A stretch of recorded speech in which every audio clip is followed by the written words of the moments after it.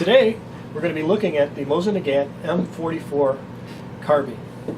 This is a version of the M91 Mosin Nagant rifle that was adopted by the Russian military in 1891.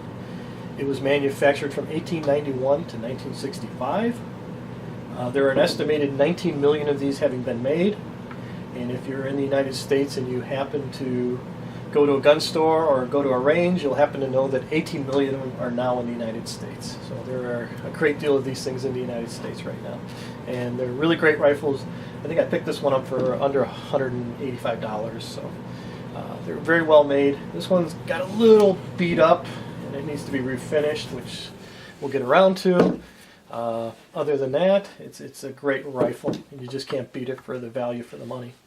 And it really shoots a great round, which is the 7.62 by 54R, which is still in use today and is the longest serving military cartridge in the history of the world. The PKM machine gun still uses that and uses it very effectively. It's equivalent to our 30-06 round. It's a very good rifle. It was originally called the 3-line rifle because it was 3/10 of an inch or 30 caliber. In Russian, a line was 1/10 of an inch. That's 2.54 millimeters. It has a horizontal locking lugs as opposed to it has horizontal locking lugs as opposed to the Mauser's vertical locking lugs. The Nagant name is not used in Russia. It's only in the Western countries that we call it the Mosin Nagant. It's simply the Mosin in Russian. It was originally set to be measured in arshans instead of meters, and an arshan is a Russian yard or cubit, and that's for us English people, or Americans only I guess, who still use the English system of measurement. That's 2 1/3 feet or 28 inches. For the rest of the world, it's 71.12 centimeters. It's excellent value for the money. You can pick these up for under $200. You just can't beat them. You can, but they'll keep coming back. It's like everything else that the Russian military uses. It's really high quality and very well made. This one has a bayonet that's permanently attached, and we operate our bayonet by pulling down and swinging out, and it'll swing into place. Many people say that the rifle is actually more accurate with the bayonet extended than unextended. Maybe, I don't know. I've really been able to tell that much of a difference. Perhaps it does something maybe to the weight, the balance of the rifle. Yeah, who knows? It's like I said, very solid, very well made, very effective. It has a cuneiform bayonet, which I'm going to show you something here. Puncture this piece of paper. It shows you the kind of wound that produces. It's a diamond-shaped wound, and from what I understand, that is a very difficult wound to heal if a surgeon was to try to sew it up, because it's on the 4 sides. This bayonet also allows you to go through a heavy coat in the winter time, and something that a blade bayonet may not be able to do as well. Very effective. They know exactly what they're doing. Action just came open. We're going to close that up. We're going to close our bayonet up, which we simply pull this way and fold back. We're going to lock in place. To disassemble the rifle, we want to make sure it's first unloaded, which it is. By looking here, there's nothing in the receiver or in the magazine. And to remove the bolt, we simply pull the trigger here and the bolt comes out. I'm going to put the rifle aside and we're going to take the bolt apart. Now this is a little fun, so we're going to have to be really careful with this. Thing is really tough for us who are not familiar with doing this 100 times. So let's I think we'll be able to do it together.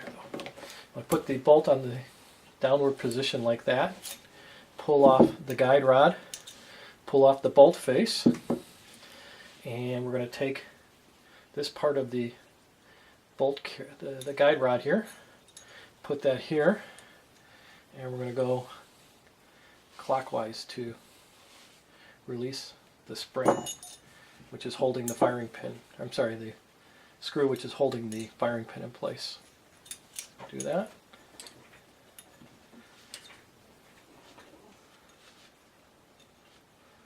Gotta be careful, there's a lot of pressure on this spring.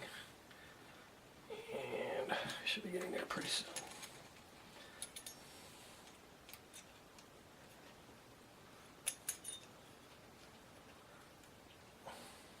There it goes.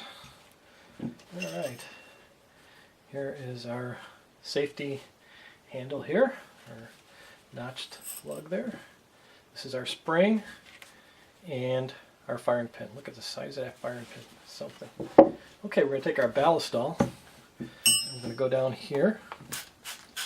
Get that all cleaned out. I don't know if this gun has ever been cleaned this well or disassembled since whenever, but we're going to do it.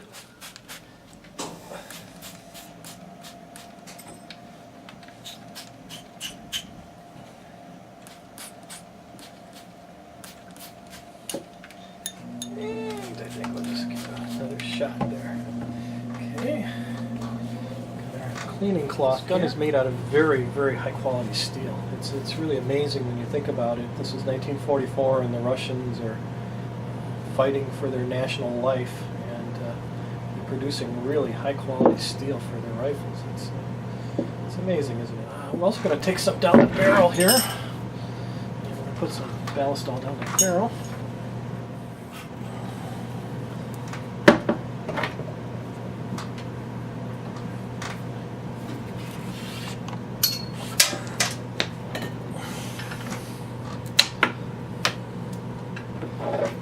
Visually inspect our barrel. Here's a little trick I learned in a gun store many years ago. Take a white card and actually use this as your light source at the breech. And you'd be surprised at how much light that brings into a barrel. It's pretty cool. Okay, now we're going to reassemble our bolt. To do this. And let's see if we can do it. Put that back here. Put that through here. Press it down on our spring. As much pressure as we can. Take our right here and just screw it on a couple of times. Make sure it's tight. Okay. That's right. Righty-tighty. Take our part like that. And we want to make sure that our screw is flush with the back of the safety handle there. Okay. And we're going right there. And we'll go one more. And right there. It's going to be flush and even with those marks. Okay. Take our guide rod. Now we take our bolt face. Make sure that that part goes in there. Okay. Tracks there. Okay. Tracks there. Go forward a little bit and back. And we want to pull our safety back a little bit. Okay. And we reassemble our rifle by pulling our trigger here, putting our bolt back in, and away we go. Excellent value for the price these things are going for today. Many of them are selling for $150, $175.